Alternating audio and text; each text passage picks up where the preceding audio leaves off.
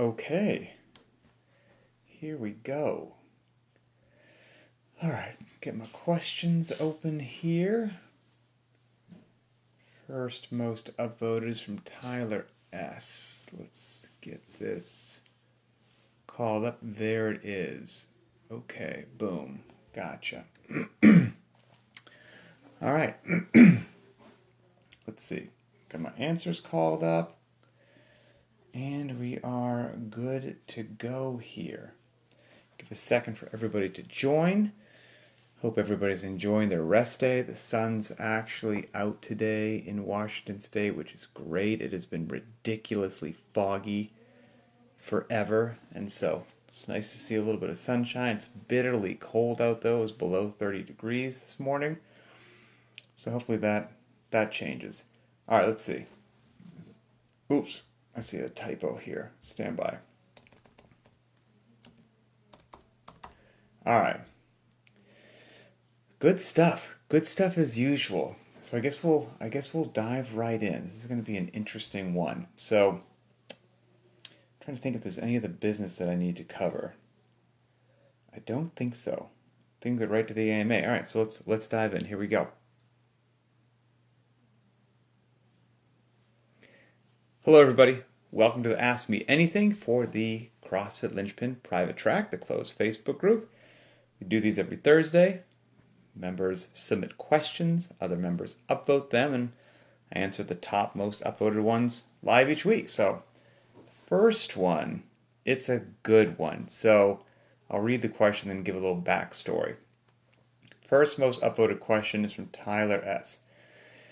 It says, maybe this is a question for you or your wife, Emily Sherwood, to answer. You recently posted the video of Emily performing Grace in 1 minute 43 seconds prescribed. And you mentioned that she's transitioned away from games training volume and only performs one workout a day. A sub-2 Grace is wild. Do you think her capacity to do that is more related to the residual benefit of her elite gymnastics training and games level training from her previous life, or is it simply the result of her consistently working on functional movements for over a decade? Great question. And all right, so here's I think this, there's so many ways we could go with this question. It's a phenomenal question. So all right, I'm just going to answer it. Just going to answer the question.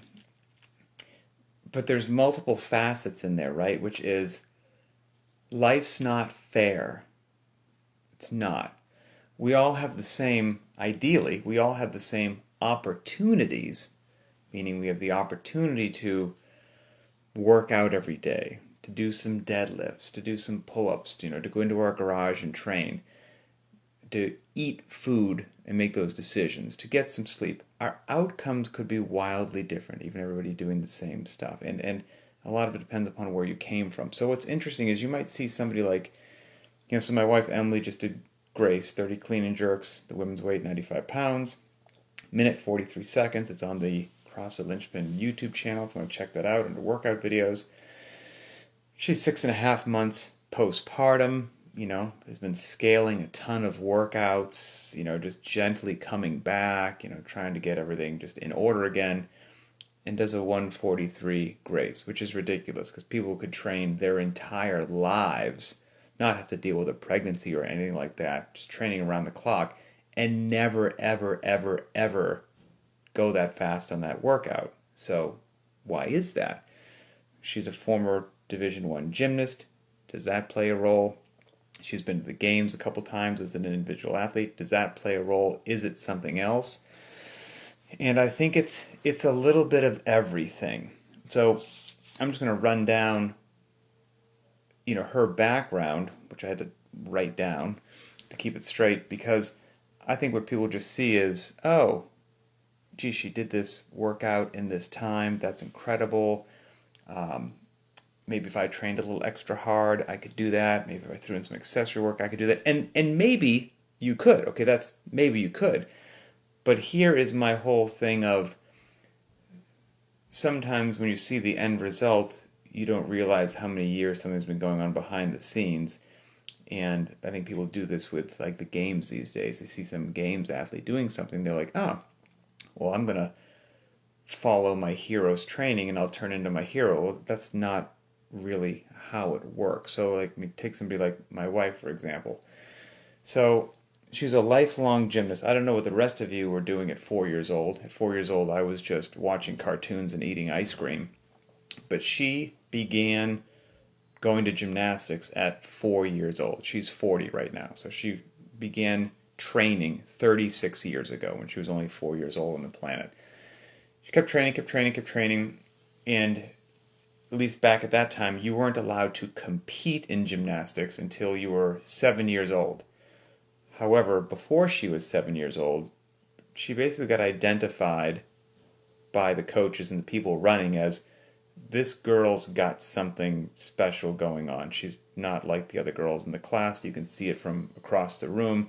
This girl needs to compete. So she was already identified before she could start competing.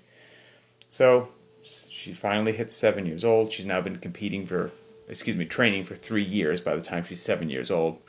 She starts competing at 7 years old. And that summer, after her first year of competition, she attended a gymnastics specific summer training camp. So she's now not only training, throughout the school year, but now spending her summers training as well. During that first year attending the summer camp, halfway through, one of the lead instructors basically pulled her aside and said, we want to speak with your parents.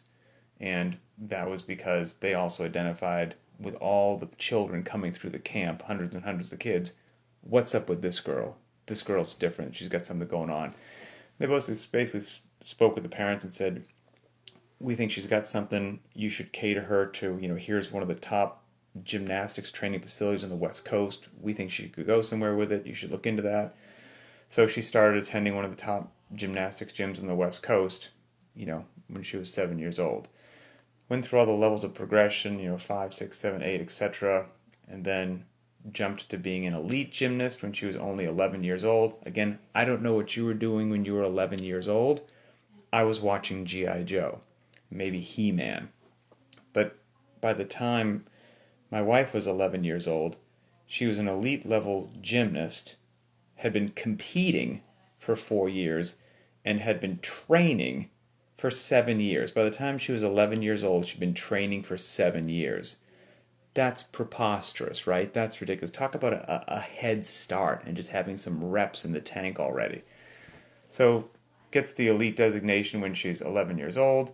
And I asked her, I said, at 11 years old, we've got a 10-year-old and a 12-year-old, okay? And they've got basketball that they have to go to 3 nights a week for an hour. And that's what our 10 and 12-year-olds do right now for their sports. So, Monday, Wednesday, Friday, 1 hour a night. I said, when you were 11 doing gymnastics, what did training look like? Okay, so wrap your head around this. At 11 years old, she was training for gymnastics 28 hours a week.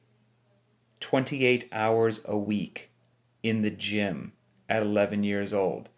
Monday through Friday, it was 5 hours a day of training. 5 days a week, 5 hours a day. And then on Saturday, they would have a 3-hour practice. So adding up to 28 hours of training a week at 11 years old, with already 7 years under her belt. That is ridiculous. You want to talk about just time under tension and body control and getting literally thousands of reps. Handstands, somersaults, cartwheels, kipping pulls, toes to bar. L-sits. Come on. It's not even fair. We're talking about an 11-year-old. During the summer, that was during the school year, you're doing 28 hours a week. During the school year. Well, then during the summer, you've got more time, so it bumped up to 32 hours a week. It's ridiculous. It's almost a full-time job. That's 40 hours a week, right? They're working out 32 hours a week.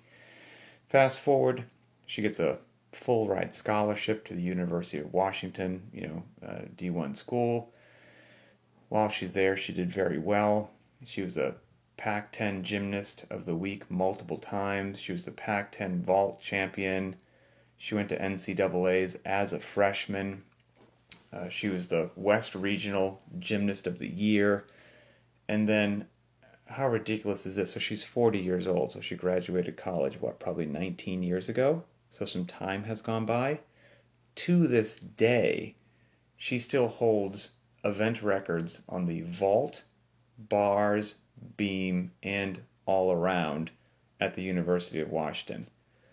It's like my point being, she's not a slouch, right? And so you see somebody that has been doing athletics since they were 4 years old at an intensity and volume that is science fiction to most of us.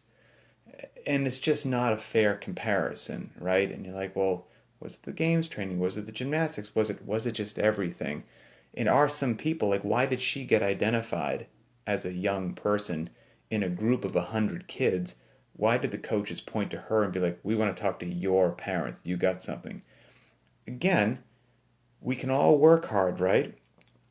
But life's not fair, and some people are born with different stuff. And I don't know what else to tell you. And when those people who are born with different stuff get identified and then put into the right environment with coaching and training, well, then they're just going to skyrocket, and none of us are going to catch up no matter what we do. Because I can work really hard, but I wasn't born with the stuff that she's got. And it's okay. I'm okay with that. It is what it is. So then that was her through college. Then she left college, and gymnastics kind of ends. If you're an adult, you don't go to the Olympics. It kind of ends at college. So after college, she ran some half marathons. And then here's what's interesting about the CrossFit thing, right? Like, again, some people are just made out of different stuff. So she's trying to figure out what she's going to do for fitness. In March of 2010, she decided, she heard of this CrossFit thing. She's going to start doing CrossFit. So she just went to her local gym and just whatever was the 5 p.m. class, just joined the 5 p.m. class and just started doing what everybody was doing that day in March 2010. And then she did the Open 2 years later. In 2012, she does the Open. She'd had a baby 5 months previous to that. So 5 months postpartum, she does the Open in 2012. And just having had a baby, having done CrossFit for about a year and a half, she qualifies for regionals with her Open performances. How does that happen? That's not fair. I mean, it's not. It's not fair because people were training year-round to do that. She just casually going to classes, had a baby. Oh, what's this thing, the Open? Yeah, sure, I'll give it a try. How'd you do? Oh, you qualified for regionals. And so she goes to regionals that year, and by the time regionals hits, she's 8 months postpartum, shows up to regionals, has done absolutely no extra training in any way, shape, or form to show up to regionals. She was just doing whatever the 5 p.m. class was at the affiliate, got there when she could, missed it when she had to, whatever, who cares? I'm just going to go do this regionals thing, 7-8 months after having a baby. So she goes to the 2012 regionals and takes 7th place, just showing up. And she said it was a very painful experience, a lot of discomfort. She had no intentions of ever going to regionals again. It was just a cool experience, that's that. She goes back to group classes, doing nothing else, just showing up to the 5 p.m. class, whatever. 2013, the Open rolls around. She's like, fine, whatever. I'll do the Open again. Does the Open, qualifies for regionals. So this time, she's like, ugh, regionals hurt so bad in 2012. Be great if I could make it hurt not so much. So this time she's like, I'm going to start doing a little extra work so that regionals doesn't just have to suck so much. So she did some extra training, went to the 2013 regionals, and here's a funny story. So here's a funny behind-the-scenes story that she authorized me to share with everybody. She goes to regionals in 2013, and she was in first place in the darn regional going into the final event. And then going into the final event, this is what she said. She's like, look, I'll be honest with you. I was over it. I just wanted, I knew that I was in a position to qualify for the games, whatever that was, the CrossFit games, whoop-de-doo. I did the math, she did the math, and said, okay, I'm in first place going in. I've got this many points. Second place has this many points, etc., etc. And she said to herself, what is the lowest that I can finish on this final event and still occupy a top 3 qualifying spot to go to the games? Because I don't want to have to work any harder than I have to go to whatever this games thing is. And so she literally did the math on that. And if you went and did that workout and just sandbagged it and looked at the other women on the floor and just made sure that she kept ahead of whoever she had to keep ahead of, and qualified for the games. Kept up that extra training because she's like, regionals hurts, the games is probably going to hurt. So she goes to the games as a rookie in 2013 and takes 23rd place. And then after that, she said, okay, showed up, took 23rd. I guess I'll take it seriously for 2014. So she decided to take it seriously for 2014.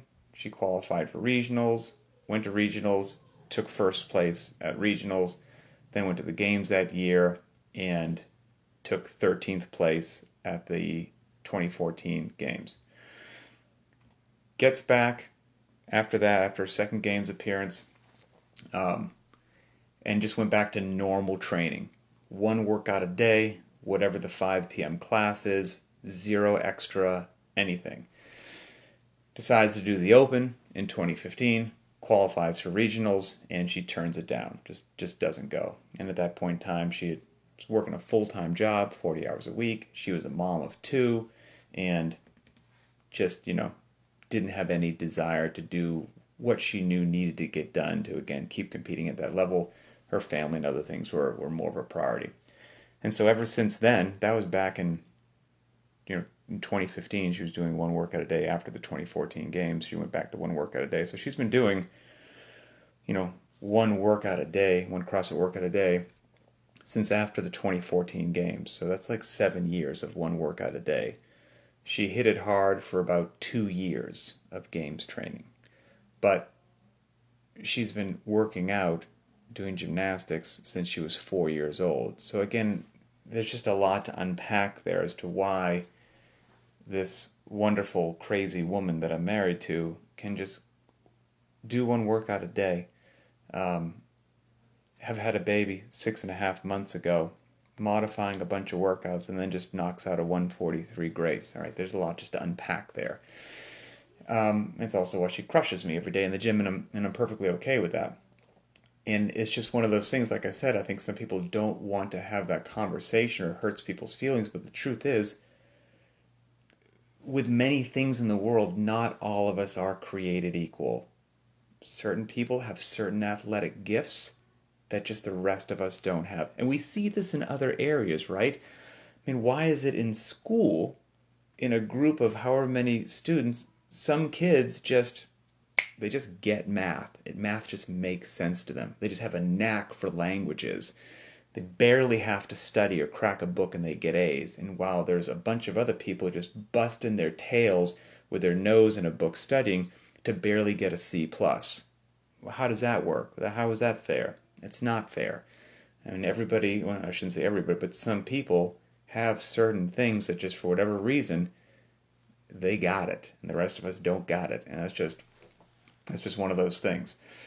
And I see this every now and then. Fitness and athletics is an interesting thing. So our kids, our 10-year-old and our 12-year-old are in sports, and they're good athletes.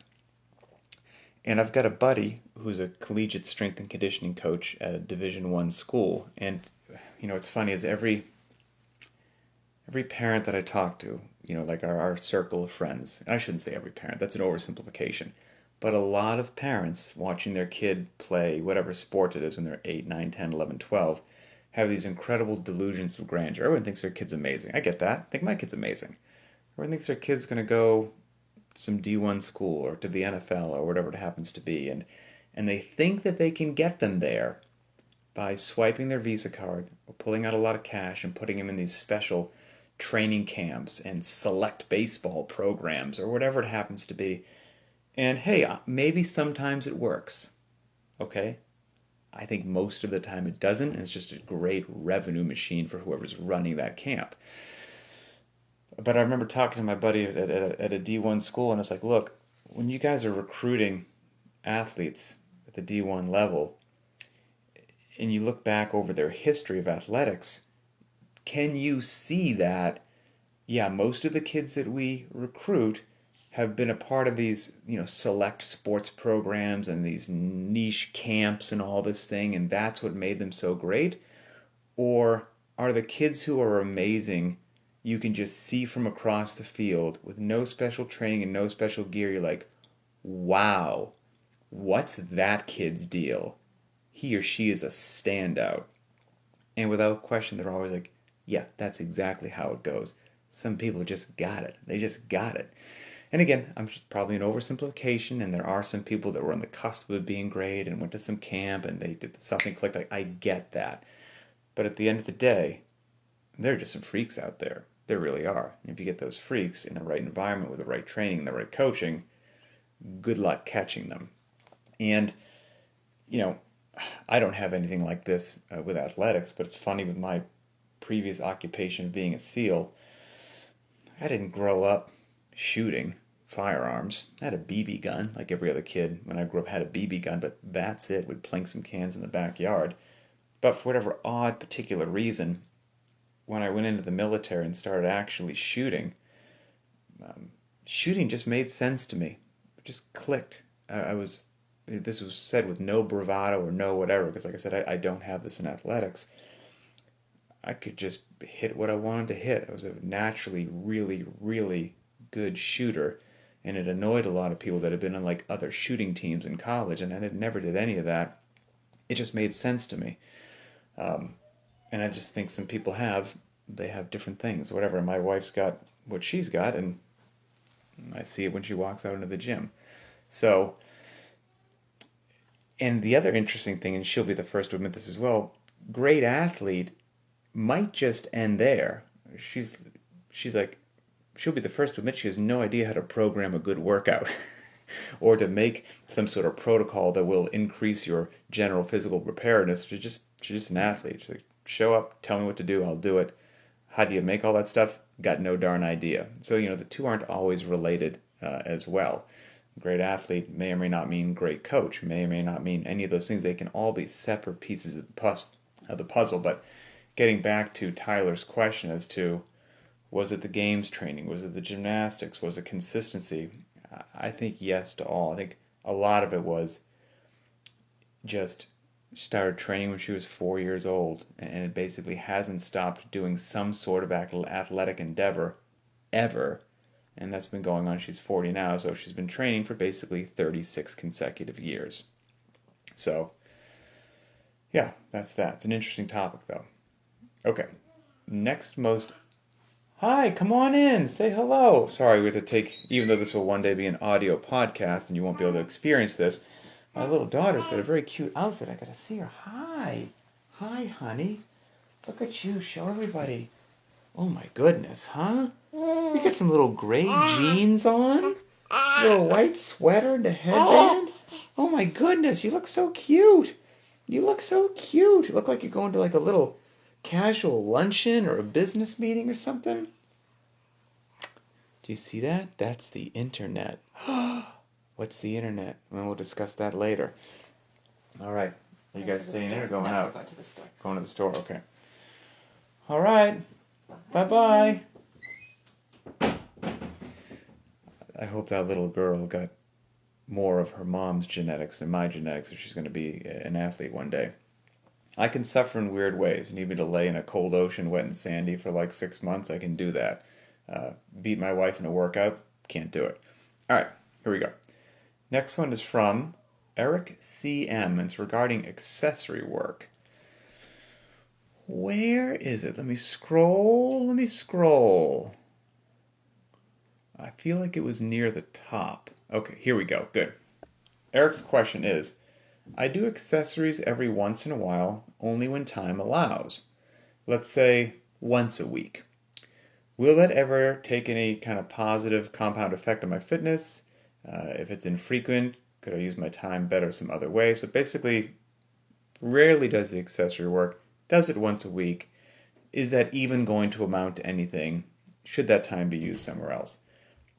And the accessory work, as we always say, completely optional. So you don't ever have to do it, period, end of story, ever, ever, ever, and everything's still going to get fine. Accessory work is one of these interesting things that I think came about when everybody got so unusually obsessed with the games and these top tier lunatic fringe athletes that were trying to do whatever they could to get one more kilo on their snatch because that would bump them up on the leaderboard. And then all of us regular people just trying to live long, fit, happy, healthy lives felt the need to do accessory work. And so again, I'm very vocal about that. You don't need to do it. Everyone I know, without exception, every single human being I know that started doing CrossFit back, in 2005 and whatever, when I did that before the games took off, everyone just continually kept improving, getting fitter, faster, and stronger.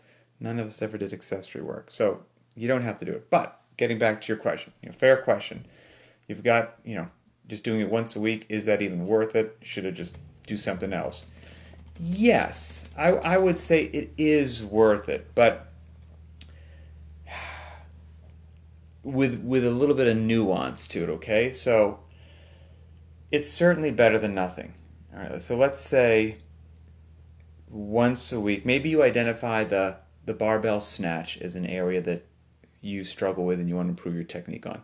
So once a week, you have some extra time. Every Wednesday for 15 minutes, you do the Bergner warm-up at the end of your training session just to grease the groove. And that's your accessory work for the day. I'm going to get just the snatch technique into my body. Great. We're like, well, is once a week enough? Well, let's extend it out and see what the two possible options are and which one sounds better. One person is doing it once a week for 15 minutes. The other person isn't doing it at all.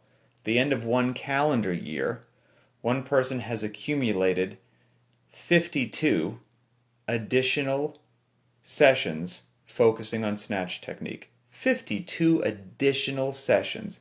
The other person has accumulated 0. I think when laid out that way, it is easy to see like, oh wow, yes, that does eventually pay off, just the repetitions. Or maybe, your thing is it's strict pull-ups. You just got to work on the strict pull-ups. I'm going to do some chin over bar holds, some bent over rows, some ring rows, whatever it happens to be. I can only do it once a week. At the end of a calendar year, you've worked on that 52 extra times compared to zilch, 0, nothing.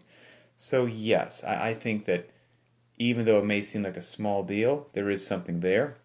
And I would say in an ideal world, okay, if you've only got one session and that's it, it's all or nothing, got it. But if I could say what would be even better is if you just had that 15 minutes, if we're going back to the Bergner warm-up, for example. 15 minutes, you're going to work on the Bergner warm-up every Wednesday. Better than nothing. Way better than nothing. But what would be even more exceptional is instead of 15 minutes on Wednesday, 5 minutes on Monday, 5 minutes on Wednesday, and 5 minutes on Friday. That's it. 5 little minutes. Cycle through the Bergner warm-up for 5 minutes, Monday, Wednesday, Friday. And I think that, even though it's the same amount of time under tension as doing it once a week for 15 minutes, the shorter time, but the more frequent touches, that would be ideal. If your life allows that, great. If not, no worries. And that little, 5 minutes, 3 times a week, you could do a lot in 5 minutes for accessory work. 5 minutes of as many burpees as you can do, that's some serious work. 5 minutes of the Bergner warm-up, that's great for the central nervous system. 5 minutes, doing 1 minute everything you've got on the assault bike or the echo bike, rest 3 minutes, 1 more minute as hard as you can. Bam, that's 5 minutes. 5 minutes of ring rows, bent over rows, 5 minutes of midline training. You can do a lot in 5 minutes. You really, really can if you're dedicated and focused about and intentional about what it happens to be. Think about it also like, investing a little bit of money in the stock market or whatnot, right? Like, what's better, investing a little bit once a week or investing nothing? A little bit once a week is it compounds, and I think the same thing compounds with what you're doing physically with your body in the gym in there as well. And I do this I used to be very dedicated with not accessory work, but like Spanish is one of my loves, like trying to learn Spanish, and I was very dedicated with it for a long period of time, and I was in a different season of my life, hit it every single solitary day. Not in that season of my life anymore, and I get to sporadically listen to a Spanish podcast once or twice when I'm driving somewhere. Can't do it with my family in the car because they don't want to listen to it. They don't know what I think is being said. So I do it sporadically when I can. I'm nowhere near as dedicated as I used to be. And even just those small, infrequent touches keep some of the rust off it. And it's just, I think that's the way it is with a lot of things in life. If you can only get small, infrequent touches on there, it's way better than not doing it. So, Eric, hopefully that helps your question there. All right, final most upvoted question was from Paul S. And I think it's about getting a good way to introduce somebody into CrossFit. Let's see. Here we go. Paul's question is, what would be a good way to introduce someone new to CrossFit? Perhaps somebody who has never worked out before or hasn't in a very long time. How would you explain it in a way that would make it appealing and yet not daunting or scary? Okay, so the first thing that I would do with somebody who's never done CrossFit before is just 10 minutes of GHD sit-ups. Totally joking. Don't do that. They get rhabdo and go to the hospital. It's a total joke. Yes, a good way, well, it depends on where they're coming from. Do they have any clue what it is? Do they have any athletic background? Are they largely sedentary, etc., etc.? Do they have a preconceived notion of what CrossFit is? Is it scary or is it dangerous because they read some hit piece article or something like that? So I'm a huge fan of explaining to people why it is that we do what we do. And if you're explaining CrossFit to somebody, you don't want to talk about, I don't know, some sort of neural muscular connection or metabolic pathways. Like, don't do it. Just in CrossFit, we're doing the movements that you have to do in real life. Like, we're training for life. That's a good lead-in line right there. And when training for life seems cliche, and all of you know this because we speak about it all the time, you can explain to them what that means. Raising and lowering your center of mass, that's a squat. It's getting in and out of a chair, getting off the toilet, whatever it happens to be. Picking something off the ground is a deadlift, going overhead. We're going to train all these things, that you can explain how these situations, picking something up off the ground, going up and down stairs, getting yourself up and down off the ground, pulling yourself over an obstacle, a fence, carrying groceries, whatever it happens to be, the movements that we do are going to actually mimic, improve, and strengthen what real life will force you to do. So again, it doesn't matter whether you like or don't like deadlifting. It doesn't matter what your doctor says about deadlifting. If you live on planet Earth and you don't have a full-time butler, you're going to be forced to pick things up off the ground. It doesn't matter what anybody thinks about the squat. Literally, it's raising and lowering your center of mass. Unless you don't use a toilet and you don't sit on chairs and don't do that stuff, you're squatting every single solitary day of your life. And most of us do this crazy kind of one-legged pistol squat when you get down kind of into a lunge position and just tie your shoe on one foot and then stand back up. Like, we're doing this stuff all day long. Maybe varying intensities, varying lows and whatnot. But all we're going to do is learn to do these movements that life demands that we do. We're going to learn to do them with the appropriate technique and mechanics to help your safety and longevity. And then we're going to appropriately, add a little resistance and a little bit of loading to strengthen your ability to perform these tasks. And we're going to do it in a intentionally designed manner that includes some weightlifting, some cardio work, some engine work, monostructural conditioning would be our nice little geek word there, some body weight movements, some gymnastics, and we're going to do this in a way that gives you just enough stress so that your body gets an adaptation, not so much that it overtrains you. We'll modify whatever we need to modify, and life will be great. We'll have fun doing it. That's what we're doing.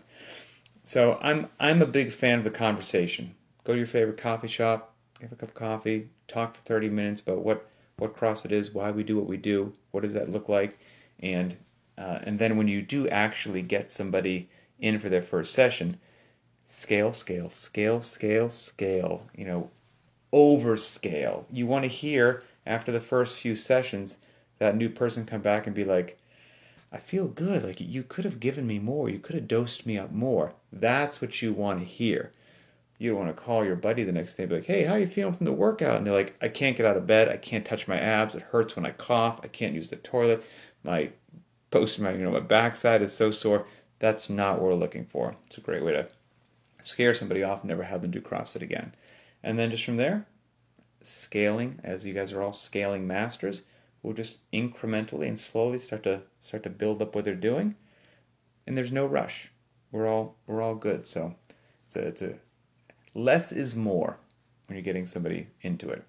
It's not what I did when I first got myself and my friends into CrossFit, so you can learn from my mistakes.